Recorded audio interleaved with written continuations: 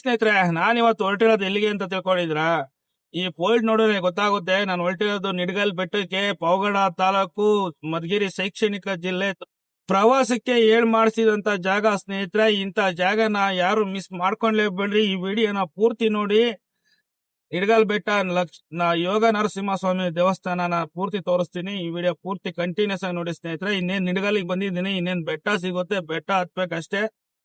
ಬೆಟ್ಟ ಹತ್ಬೇಕಾದ್ರು ವಿಡಿಯೋ ಮಾಡಿ ತೋರಿಸ್ತೀನಿ. ಬಟ್ ಮುಂದೆ ಯಾವ ತರ ಇದೆ, ಯಾವ ತರ ಬೆಟ್ಟ, ಯಾವ ದೇವಸ್ಥಾನ, 101 ದೇವಸ್ಥಾನ ಎಲ್ಲಿದೆ ಎಲ್ಲ ತಿಳ್ಕೊಳ್ಬೇಕಾದ್ರೆ ಈ ವಿಡಿಯೋ ಪೂರ್ತಿ ನೋಡಿ. ಹಾಯ್ ಸ್ನೇಹಿತರೆ, ಇವತ್ ನಾನು ನಿಡಗಲ್ಲು ಬೆಟ್ಟ. ನಿಡಗಲ್ಲು ಅಂದ್ರೆ ಅದು ಸಾಮಾನ್ಯವಾದ ನಿಡಗಲ್ಲು ಬೆಟ್ಟ ಅಂತ ಇರ್ಲಿಲ್ಲ ಸ್ನೇಹಿತರೆ. ಇದಕ್ಕೆ ಸಾವಿರಾರು ವರ್ಷಗಳ ಹಿಂದೆ ಇಲ್ಲಿ ಒಂದು ಭದ್ರವಾದ ಕೋಟೆನ ನಿರ್ಮಾಣ ಮಾಡಿದ್ರು. ಆ ಕೋಟೆ ಇವಾಗೆಲ್ಲ ಬಿದ್ದೋಗಿದೆ, ಆದ್ರೂ ಅದು ಕುರುಹು ಇದೆ. ಬನ್ನಿ ಒಳಗಡೆ ಹೋಗೋಣ. ಆ ಕಾಂಪೌಂಡ್ ಹೇಗಿತ್ತು, ಆಗಿನ ಕಾಲದ ರಾಜ ಯಾವ್ಯಾವ ತರ ಈ ಕೋಟೆನ ನಿರ್ಮಾಣ ಮಾಡಿದ ಅಂತ ನೋಡೋಣ. ಇದೆಲ್ಲ ಪೂರ್ತಿ ಬೆಟ್ಟನೆ ನೋಡಿ. ಇದೆಲ್ಲ ಕಾಣಿಸ್ತಾ ಇದೆಯಲ್ಲ, ಇದೆಲ್ಲ ಆಗಿನ ಕಾಲದ ಕಲ್ಲಿನ ಕಾಂಪೌಂಡ್ ಸ್ನೇಹಿತರೆ. ಹತ್ರ ಹೋಗಿ ತೋರಿಸ್ತೀನಿ ನೋಡಿ. ಇದೆಲ್ಲ ಪೂರ್ತಿ ಬೆಟ್ಟನೆ. ಇದೇ ನಮ್ಮ ಎಂಟ್ರೆನ್ಸ್ ದ್ವಾರ ಬಾಗ್ಲು. ಅವಾಗ ಈಗಿನ ಕಾಲದಲ್ಲಿ ಅದೆಲ್ಲ ಮಳೆಗೆ ಎಲ್ಲ ಬಿದ್ದೋಗ್ಬಿಟ್ಟಿದೆ, ಆದ್ರೂ ಅದಕ್ಕೆಲ್ಲ ಕುರುಹು ಮತ್ತೆ ಸಾಕ್ಷಿ ಎಲ್ಲಾ ತರದಲ್ಲೂ ಇಲ್ಲಿ ಕಾಣಿಸುತ್ತೆ. ಅದನ್ನೆಲ್ಲ ಕೋಟೆ ಮತ್ತೆ ದೇವಸ್ಥಾನ, ಇಲ್ಲಿ 101 ದೇವಸ್ಥಾನ ಇರುವಂತೆ ಅದೆಲ್ಲ ತೋರಿಸ್ತೀನಿ. ಈ ವಿಡಿಯೋನ ಶೇರ್ ಮಾಡಿ, ಹಾಗೆ ಲೈಕ್ ಮಾಡಿ. ನನ್ನ ಯಾರು ಈ ವಿಡಿಯೋನ ನೋಡ್ತಿದ್ದೀರೋ ದಯವಿಟ್ಟು ಸಬ್ಸ್ಕ್ರೈಬ್ ಮಾಡ್ಕೊಳ್ಳಿ ಸ್ನೇಹಿತರೆ. ಸಬ್ಸ್ಕ್ರೈಬ್ ಮಾಡ್ಕೊಂಡ್ರೆ ನಾನು ಹಾಕುವಂತ ಪ್ರತಿ ಒಂದು ವಿಡಿಯೋ ನಿಮ್ಗೆ ನೋಟಿಫಿಕೇಶನ್ ಬರುತ್ತೆ. ಆ ನೋಟಿಫಿಕೇಶನ್ ಇಂದ ನನ್ನ ವಿಡಿಯೋಗಳನ್ನ ನಿಮ್ಗೆ ಬೇಗ ತಲುಪುವಂತ ಕೆಲಸ ಆ ಬೆಲ್ ಐಕಾನ್ ಮಾಡುತ್ತೆ. ದಯವಿಟ್ಟು ಬೆಲ್ ಐಕಾನ್ ಅದ್ಮದೆ ಯಾವ್ದೇ ಕಾರಣಕ್ಕೂ ಮಿಸ್ ಮಾಡ್ಕೋಬೇಡಿ. ಈಗೇನು ನಮ್ಮ ನಿಡಗಲ್ ಬೆಟ್ಟದಲ್ಲಿ ಇದ್ದೀನಿ, ಆ ನಿಡಗಲ್ನ ಸಂಪೂರ್ಣ ಮಾಹಿತಿ ನಾನು ಈ ವಿಡಿಯೋ ಮುಖಾಂತರ ಕೊಡ್ತೀನಿ ಸ್ನೇಹಿತರೆ.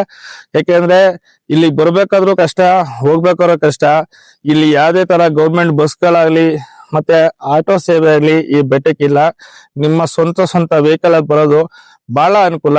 ಬನ್ನಿ ಮುಂದೆ ನಮ್ಮ ಕೋಟೆನ ಯಾವ ತರ ನಿರ್ಮಾಣ ಮಾಡಿದ್ರು, ಯಾವ ತರ ನಮ್ಮ ರಾಜರು ಅವಾಗ ಆಳ್ವಿಕೆ ಮಾಡಿದ್ರು, ಅದನ್ನೆಲ್ಲ ನಿಮಗೆ ತೋರ್ಸಕ್ ನಾನು ಪ್ರಯತ್ನ ಪಡ್ತೀನಿ. ನನಗೆ ಗೊತ್ತಿರೋಷ್ಟು ಮಾಹಿತಿ ನಿಮ್ಗೆ ತಿಳಿಸ್ತೀನಿ. ಏನಾದ್ರು ಇದ್ರಲ್ಲಿ ತಪ್ಪಿದ್ರೆ ಕಮೆಂಟ್ ಮಾಡಿ ತಿಳಿಸಿ. ಇದು ತಪ್ಪಿದೆ ಅದು ಸರಿ ಮಾಡಿ ಅಂತ ದಯವಿಟ್ಟು ಸರಿ ಮಾಡ್ಕೊಂತೀನಿ. ಬಟ್ ಆದ್ರೆ ಇಲ್ಲಿನ ಪೂರ್ತಿ ಇತಿಹಾಸ ನನಗೆ ಗೊತ್ತಿಲ್ಲ. ದೇವಸ್ಥಾನದಲ್ಲಿ ಯಾರೋ ಅರ್ಚಕರಿದ್ರೆ, ಅಕಸ್ಮಾತ್ ಯಾರು ಗೈಡ್ ಇದ್ರೆ ಆ ಗೈಡ್ ನ ತಿಳ್ಕೊಂಡು ಅದ್ರ ಬಗ್ಗೆ ಪೂರ್ತಿ ಮಾಹಿತಿ ಯೂಟ್ಯೂಬ್ ಚಾನೆಲ್ ಅಲ್ಲಿ ಹಾಕ್ತೀನಿ. ದಯವಿಟ್ಟು ಈ ವಿಡಿಯೋನ ಪೂರ್ತಿ ನೋಡಿ. ಅದಕ್ಕೆ ಸಾಕ್ಷಿ ಈ ಬೆಟ್ಟಕ್ಕೆ ಕಾಂಪೌಂಡ್ ಇತ್ತು ಅನ್ನೋ ಸಾಕ್ಷಿ ನೋಡಿ. ಇದೇನೆ ಎಂಟ್ರೆನ್ಸ್, ಮೈನ್ ಎಂಟ್ರೆನ್ಸ್. ಸಕ್ಕದಾಗ ಕಾಣಿಸುತ್ತೆ ನೋಡಿ, ಕಲ್ಲಿನ ಕಾಂಪೌಂಡು. ಈ ತರ ಕಾಂಪೌಂಡು ಎಷ್ಟು ಒಂದು 10 ಇಂದ 12 ಅಡಿ ಕಾಂಪೌಂಡ್ ಇದೆ ಸ್ನೇಹಿತರೆ. ಇದು ಯಾರು ಅಷ್ಟು ದೊಡ್ಡದಾಗಿ ಅವಾಗ ಯಾರು ಕಾಂಪೌಂಡ್ ಮಾಡಲ್ಲ. ಬಟ್ ಅವಾಗಿನ ರಾಜ್ಯದ ಈ ಕೋಟೆನ ಕಾಪಾಡ್ಕೋಬೇಕಂದ್ರೆ ಭದ್ರವಾದ ಕಾಂಪೌಂಡ್ ಬೇಕೇ ಇತ್ತು. ಆ ಉದ್ದೇಶಕ್ಕೋಸ್ಕರ ಈ ತರ ಕಲ್ಲಿನ ಕಾಂಪೌಂಡ್ ಮಾಡ್ಕೊಂಡಿದ್ದಾರೆ. ಮುಂದೆ ಇದೆ ಬೆಟ್ಟ ನೋಡಿ, ಸೂಪರ್ ಆಗಿದೆ. ಬನ್ನಿ ಮುಂದೆ ಹೋಗೋಣ. ಈಗೇನ್ ನೀವು ಮುಂದೆ ನೋಡ್ತಾ ಇದ್ದೀರಾ, ಇದೇ ಮೇನ್ ಎಂಟ್ರೆನ್ಸ್. ಇದೆಲ್ಲ ಕಲ್ಲಿನ ಕಾಂಪೌಂಡ್ ಸ್ನೇಹಿತರೆ. ಆ ಗಿಡ ಇರೋದ್ರಿಂದ ಕಾಣಿಸ್ತಾ ಇಲ್ಲ ನೋಡಿ. ಪೂರ್ತಿ ಇದೆಲ್ಲ ಆಗಿನ ಕಾಲದ ಕೋಟೆಯ ಭದ್ರಕೋಟೆ ಇವು. ಇದೆಲ್ಲ ನೋಡಿ ಕಲ್ಲಿನ ಕಾಂಪೌಂಡು.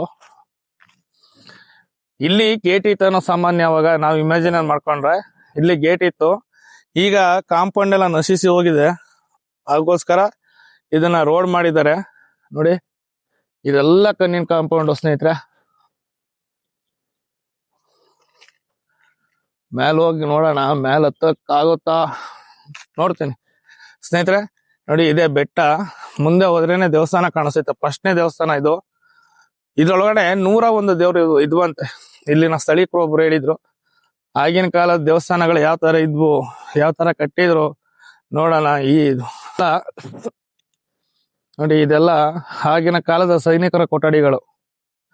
ಅಂದ್ರೆ ಒಳಗಡೆ ಯಾರೇ ಬಂದ್ರು ಇಲ್ಲಿ ಫಸ್ಟ್ ಗೊತ್ತಾಗಬೇಕಾಯ್ತು. ಆತರ ಇದ್ದಂತ ಸೈನಿಕರ ಕೊಠಡಿಗಳಿವು. ಚೆನ್ನಾಗಿದೆ ನೋಡಿ. ಇನ್ನು ಆವಾಗ ಕಟ್ಟಿರೋಂತ ಕಲ್ಲು ಈಗ್ಲೂ ಬೀಳಲ್ಲ. ಕಲ್ಲಿಗೆ ಶಾಶ್ವತ ಸ್ನೇಹಿತರೆ. ಈಗ ಬರುವಂತ ಸಿಮೆಂಟು ಇವೆಲ್ಲ ಇಷ್ಟು ವರ್ಷ ಅಂತ ಆಯಸ್ಸಿದೆ, ಆದ್ರೆ ಈ ಕಲ್ಲಿಗೆ ಮಾತ್ರ ಯಾವುದೇ ಕಾರಣಕ್ಕೂ ಆಯಸ್ಸಿರಲ್ಲ ನೋಡಿ. ಸಾವಿರಾರು ವರ್ಷಗಳ ಹಿಂದೆ ಕಟ್ಟಿರೋಂತ ಕಲ್ಲಿವು ಈಗ್ಲೂ ಅದೇ ತರ ನಿಂತಿದ್ದಾವೆ.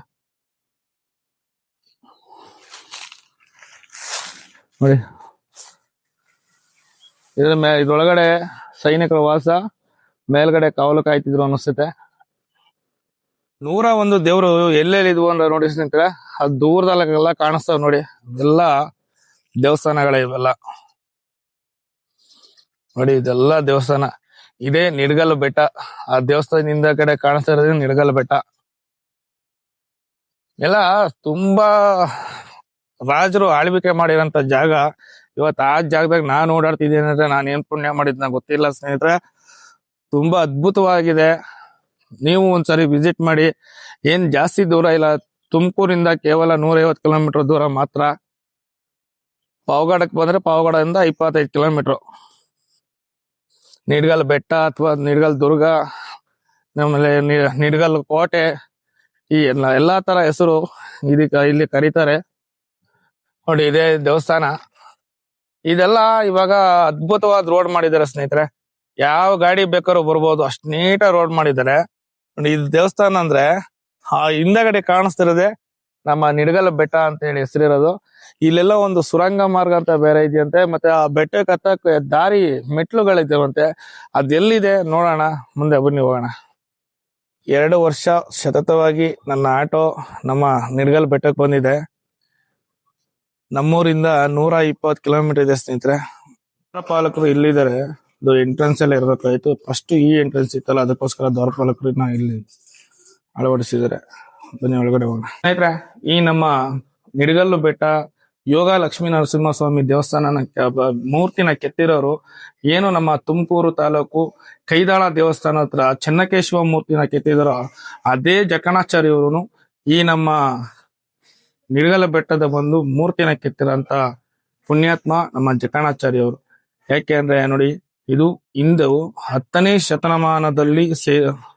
ಶತಮಾನಕ್ಕೆ ಸೇರಿದ ನೊಳಂಬ ಚೋಳರ ಸಾಮ್ರಾಜ್ಯದ ಕಾಲದಲ್ಲಿ ಅಮರ ಶಿಲ್ಪಿ ಜಕಣಾಚಾರಿ ಕೆತ್ತನೆ ಮಾಡಿದ ಶಿಲ್ಪಿ. ಈ ದೇವರು ಯೋಗಾಸನದಲ್ಲಿ ಲಕ್ಷ್ಮೀ ದೇವಿ ಅಮ್ಮನವರನ್ನು ದಕ್ಷಿಣಾಮುಖವಾಗಿ ತೊಡೆಯ ಮೇಲೆ ಕೂರಿಸಿಕೊಂಡಿರುವುದು ಇಲ್ಲಿನ ವಿಶೇಷ. ಆಮೇಲೆ ಮೂರ್ತಿಯ ಪ್ರಭಾವಳಿಯಲ್ಲಿ ಮತ್ಸ್ಯ, ಕೂರ್ಮ, ವರಹ, ನರಸಿಂಹ, ವಾಮನ, ಪರಶುರಾಮ, ಶ್ರೀರಾಮ, ಕೃಷ್ಣ, ಬೌದ್ಧ ಮತ್ತು ಕಲ್ಕಿ ದಶಾವತಾರಗಳ ದರ್ಶನವಾಗುತ್ತದಂತೆ ಈ ದೇವಸ್ಥಾನದಲ್ಲಿ.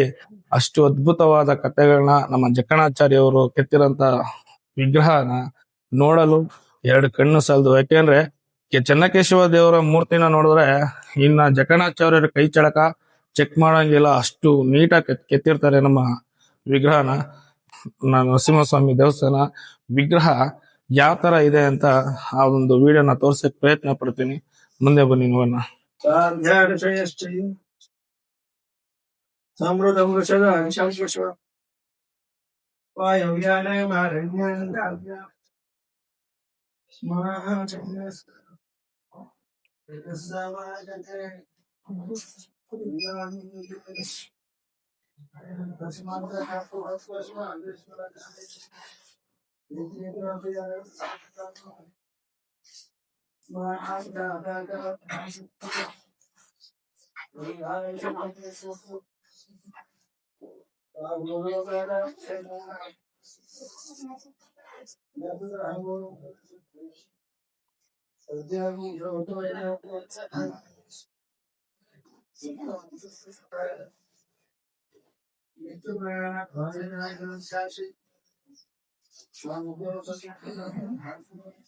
Vas ako.